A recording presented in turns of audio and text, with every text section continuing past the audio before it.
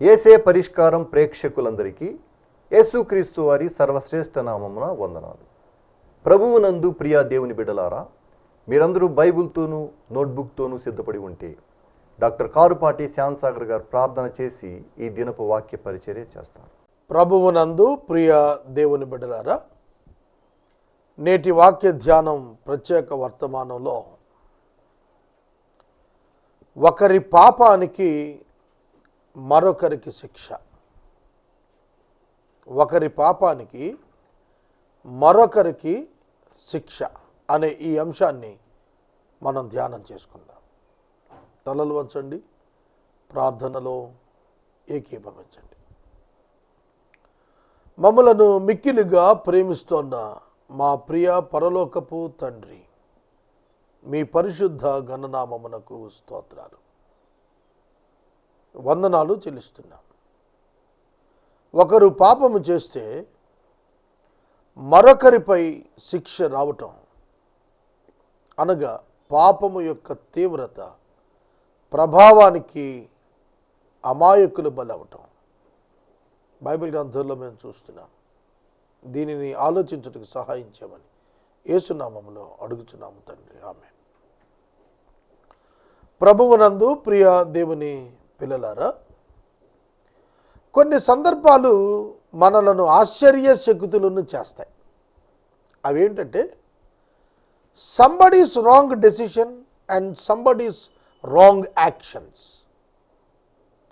May cause the death for righteous people, sinless people.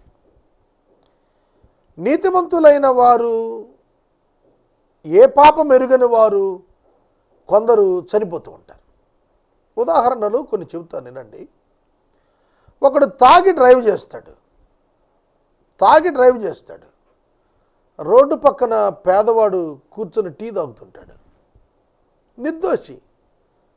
వీడు వెళ్ళి చంపేస్తాడు, వాడిని గుద్దుతాడు, చచ్చిపోతాడు. అర్థమవుతుందా? ఒక్కొక్కడికి డ్రైవింగ్ రాకుండా డ్రైవ్ చేస్తాడు.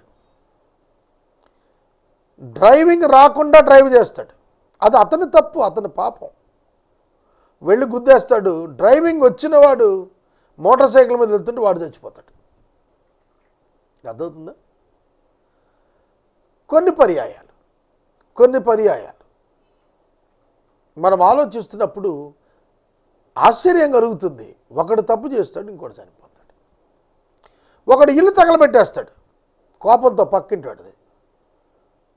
పాపం నిద్రపోతున్నటువంటి ఆడవాళ్ళు, పిల్లలు బుగ్గి అయిపోతారు.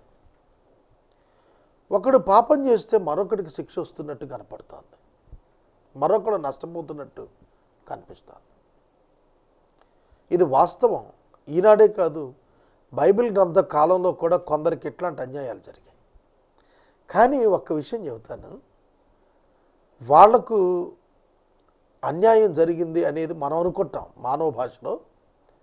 కానీ దేవుడైతే వారికి న్యాయం చేస్తాడు. ఎనీ డెత్ జాగ్రత్తగా వినాలి. ఎనీ డెత్, ఏ మరణమైనా దేవుని అనుమతి లేకుండా జరగదు, దేవునికి తెలియకుండా జరగదు. నరులారా వెనుకకు తిరిగి రండని దేవుడు పిలిస్తేనే నరుడు వెళ్తాడు. అతని ప్రాణమును దేవుడు తీసినప్పుడు అతడు ఏమనును అంటాడు. అంటే ప్రాణం తీసే అధికారం ఒక దేవునికే ఉంది, సాతానుకు లేదు. అర్థమవుతుందా? కాబట్టి ఒకడు చనిపోవటం అనేది దేవుని యొక్క సర్వజ్ఞానములో తెలిసిన సత్యం.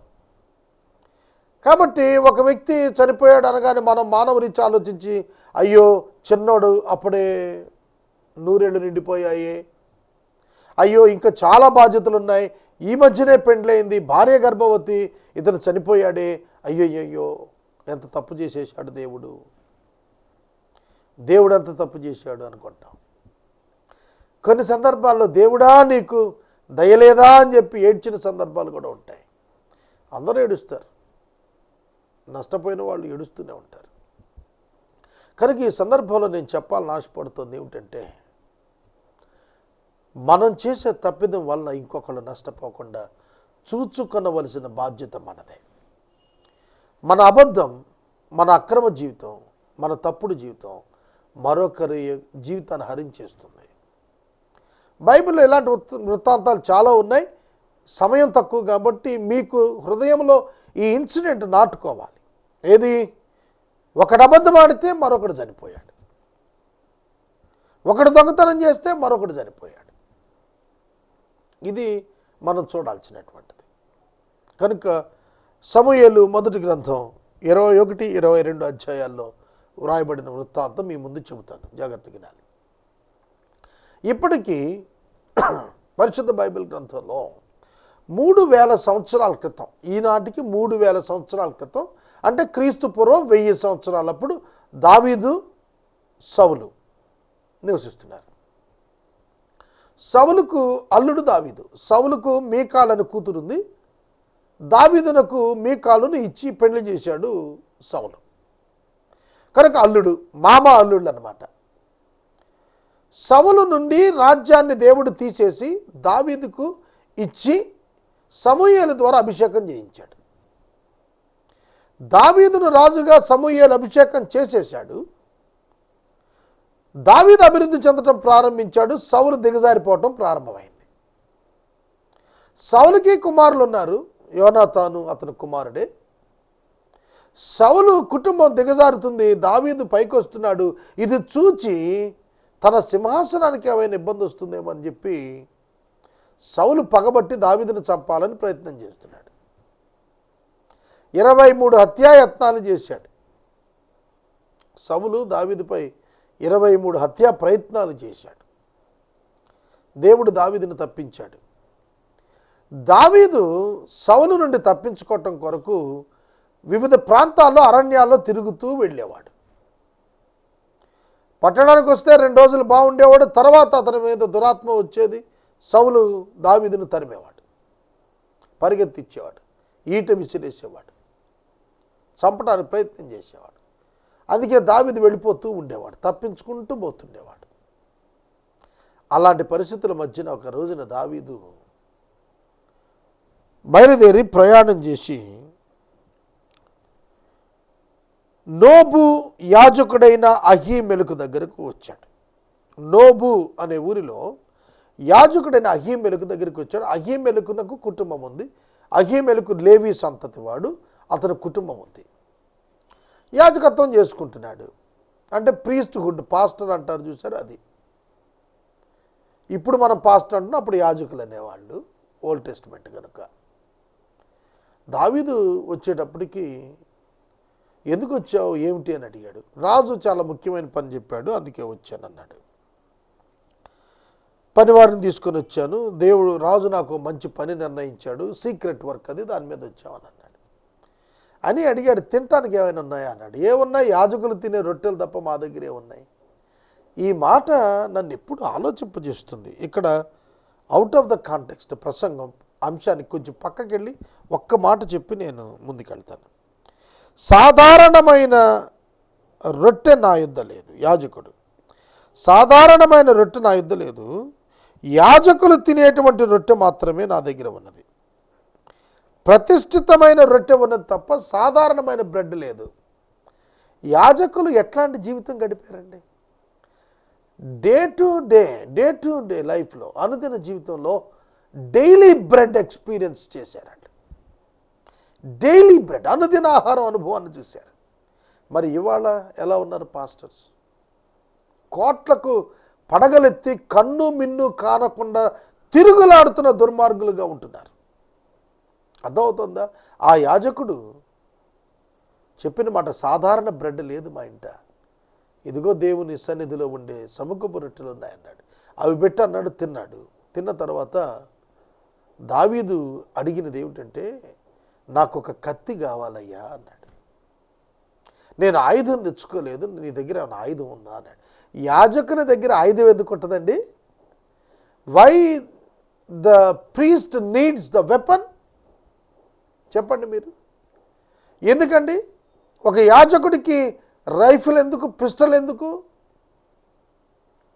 దేవుడు పిలిస్తే కానీ నేను వెళ్ళను అని తెలిసిన వాడికి ఒక రైఫిల్ ఎందుకండి? అక్కర్లేదు కదా. అలానే యాజకుడు అన్నాడు, నీవు గొలియాతును చంపావు కదా, ఆ ఖడ్గం బట్టగట్టి ఇక్కడ ఏఫోదు వెనకాల దాచిపెట్టుంది, అది ఉంది తప్ప నా దగ్గర ఏమి లేదన్నాడు. ఆయనకు అవసరం ఏంటి కత్తితో పని ఏమిటి? యాజకుడు కనుక అతనికి కత్తితో పని లేదు. ఆ ఖడ్గం చాలా గొప్పది, అంతకంటే గొప్ప ఖడ్గం లేదు, ఇది ఉంటే చాలు, ఏం పర్వాలేదు, దీనికి సమమైనది ఇంకోటి లేదని చెప్పి నాకు ఇవ్వు అని చెప్పి తీసుకున్నాడు. ఇక్కడ యాజకుడైనటువంటి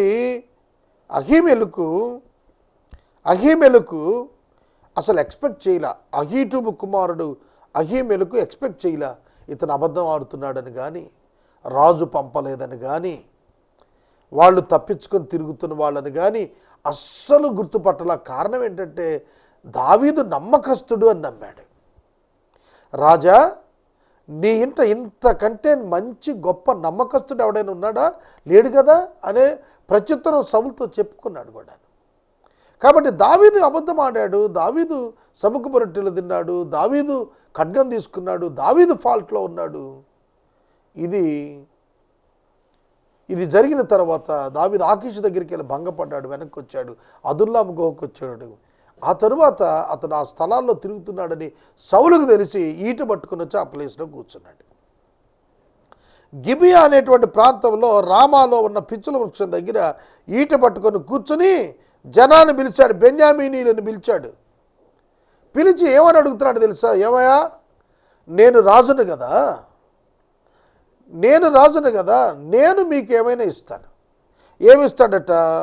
పొలాలు, ద్రాక్ష తోటలు, ఉద్యోగాలు నేను ఇస్తాను కదా. మరి మీరు నా శత్రువైన దావీదును ఎందుకు మీ దగ్గర ఉంచుకున్నారు? మీరు అతడు వచ్చాడనే సంగతే మాకెందుకు చెప్పలేదండి? అర్థమవుతుందా? అతను మా యొద్ద ఉన్నాడనే సంగతే ఎందుకు మాకు చెప్పలేదు?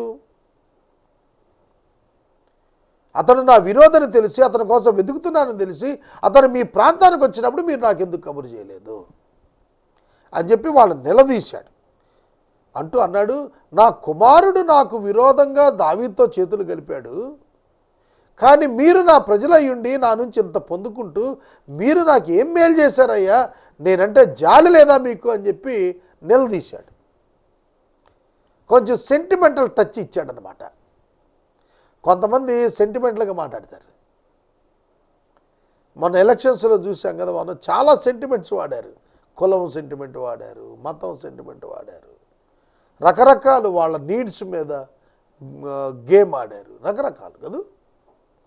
కనుక మనం చూస్తున్నప్పుడు తన పబ్బం గడుపుకోవటానికి, తన అనుకున్న సాధించుకోవటానికి చాలా టెక్నికల్గా మాట్లాడే పెద్ద మనుషులు ఉంటారు. అట్లాంటి వాడు సౌలు. అందుకే అతడు ఆ విధంగా మాట్లాడుతుండగా చెప్పేశాడు. ఒకడు అన్నాడు, ఎదోమీయుడకు దోయగు అక్కడున్నాడు.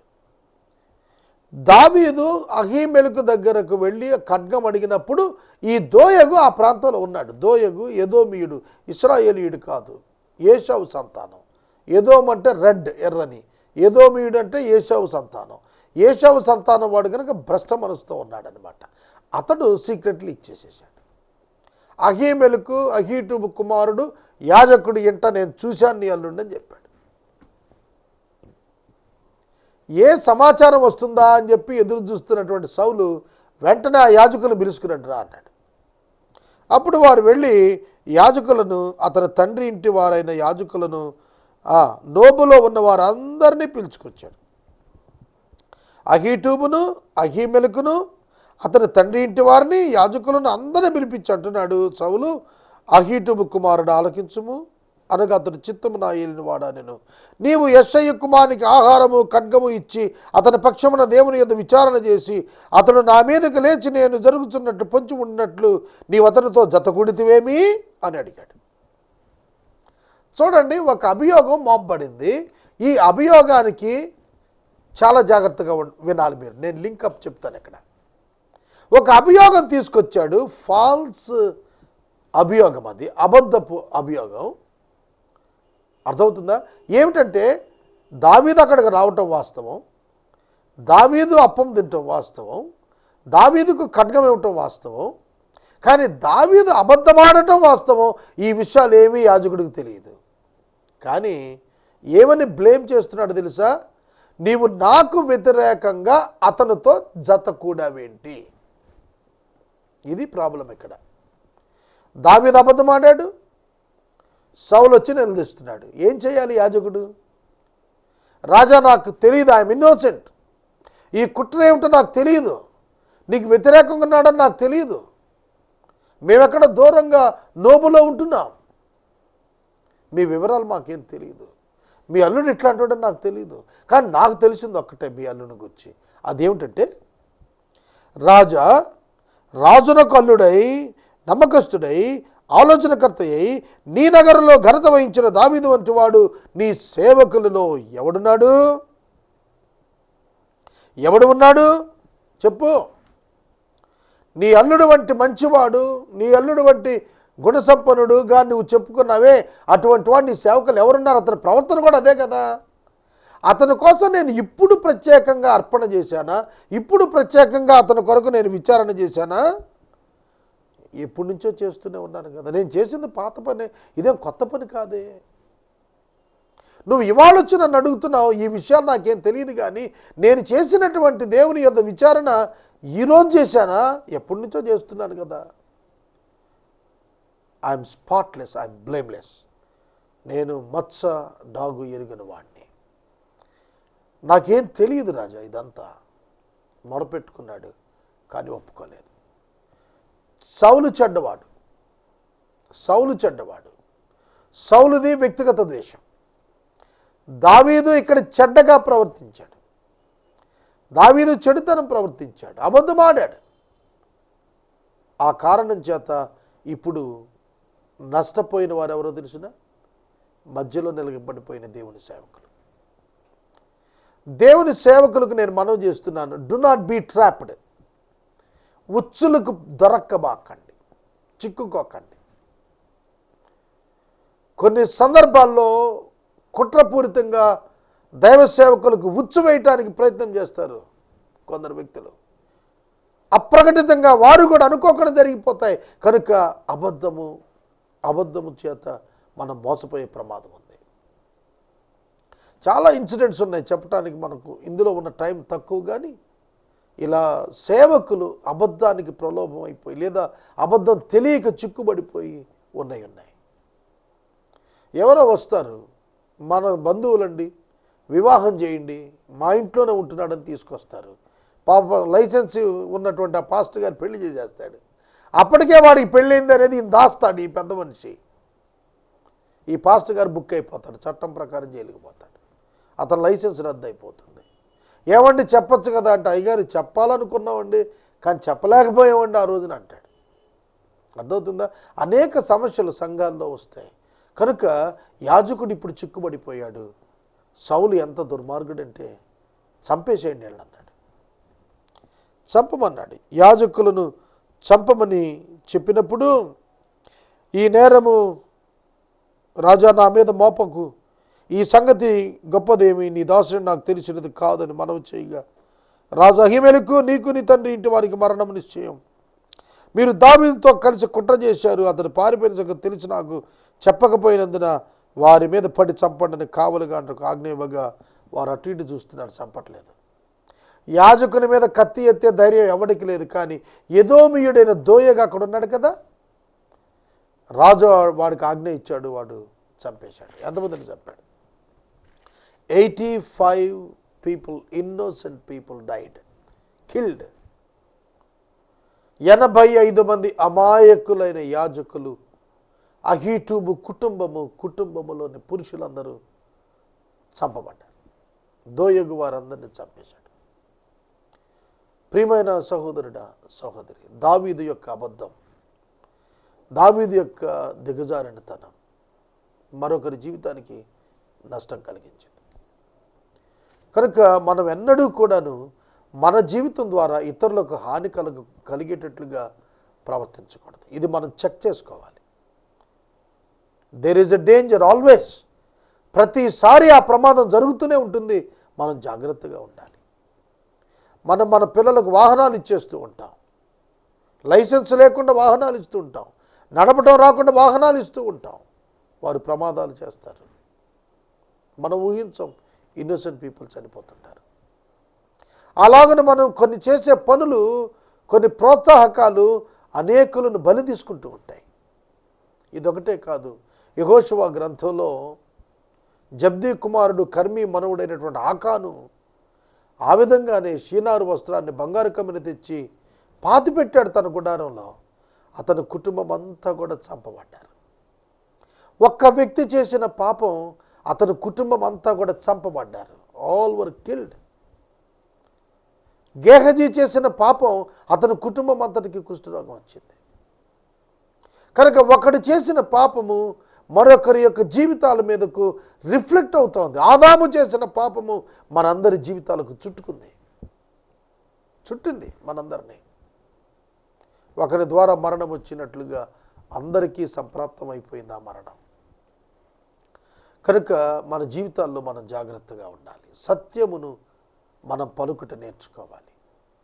మనకు ఒకవేళ నష్టం వస్తే వచ్చింది గాక, మన పనులు అవకపోయినాయి గాక, నిజం చెప్పటం నేర్చుకోవాలి. డబ్బు విషయంలో నిజం చెప్పటం నేర్చుకోవాలి. యథార్థతగా ఉండటం నేర్చుకోవాలి. సంబంధాల విషయంలో యథార్థతగా ఉండటం నేర్చుకోవాలి. దైవ సేవకులు వారి భార్యలకు, దైవ సేవకుల భార్యలు వారి భర్తలకు నమ్మకంగా ఉండటం నేర్చుకోవాలి. క్రైస్తవ భర్తలు భార్యలకు నమ్మకంగా ఉండటం నేర్చుకోవాలి. విశ్వాసులు తమ ఆత్మీయ తండ్రులకు నమ్మకంగా ఉండటం నేర్చుకోవాలి. ఆత్మీయ తండ్రులు తమ బిడ్డలకు నమ్మకంగా ఉండటం నేర్చుకోవాలి. పాపమునకు విజోడుగా వెళ్ళకండి, పాపమును ఆశ్రయించకండి. బైబిల్ గ్రంథం అంతా వివిధ అంశాలు తెలియజేస్తున్నాయి.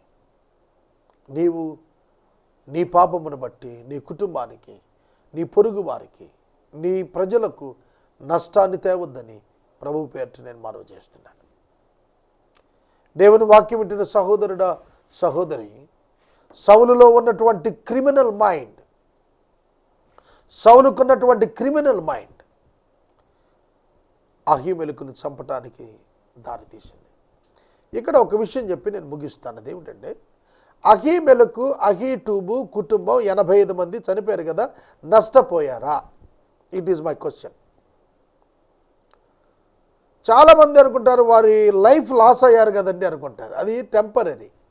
అసలు భూమి మీద మన లైఫే టెంపరీ అండి. శారీరక మరణం పొందటానికి మునుపు మనము ఎట్లాంటి వారము? ఇంతలో కనపడి అంతలో మాయమయ్యేటువంటి ఆవిరి వంటి వారం, ధూళి వంటి వారం, దుమ్ము వంటి వారం.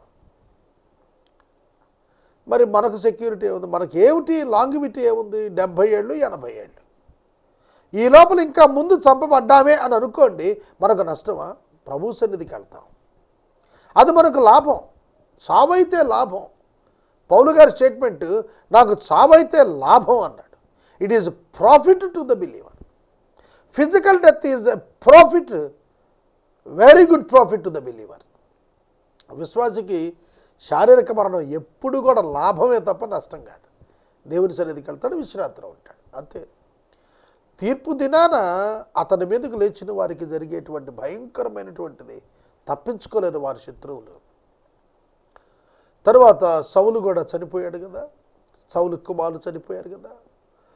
సౌలు అన్యాయంగా అహీటూబు కుమారుడు అహీమెలకుని చంపించాడు.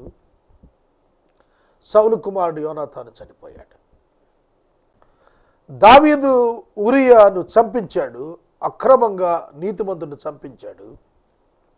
అహీటూబు అహీమెలకుల మరణానికి కారణమయ్యాడు. తన కుటుంబంలో తన కుమారుడు అమ్నోనును అబ్షాలోము చంపించాడు.